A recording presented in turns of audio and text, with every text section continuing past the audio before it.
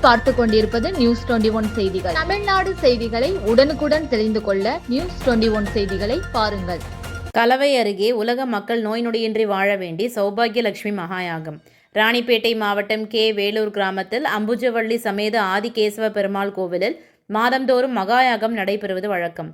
அதேபோல் நேற்று அது கேசவ பெருமாள் கோவில் உலக மக்கள் நோய் நொடியின்றி வாழ வேண்டியும் தாலி பாக்கியம், குழந்தை பாக்கியம், கடன் பிரச்சனைகள் தீர, திருமண தடை நீங்க உள்ளிட்ட பல்வேறு பிரச்சனைகளுக்கு சிறப்பு சௌபாகியலட்சுமி மகாயாகம் நடைபெற்றது.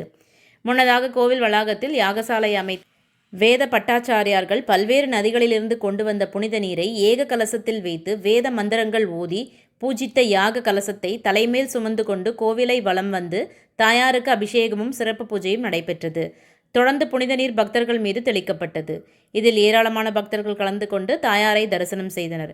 கடந்த கோவில் சார்பில் பக்தர்களுக்கு அன்னதானம் வழங்கப்பட்டது. நியூஸ் 21 செய்திகளுக்காக பாஸ்கர். ராணிப்பேட்டை மாவட்டம் வாலாஜா அமனந்தங்கல் பஞ்சாயத்தில் 17,000 சதுரடி காலியிடம் விற்பனைக்கு. சென்னை வாலாஜா தேசிய நெடுஞ்சாலையில் பேருந்து நிலையம், தலைமை மருத்துவமனை, அறிஞர் அண்ணா மகளிர் கலை மற்றும் அறிவியல் கல்லூரி, வாலாஜா சுங்கச்சாவடி மிக அருகாமையில் காலியிடம் விற்பனைக்காக உள்ளது.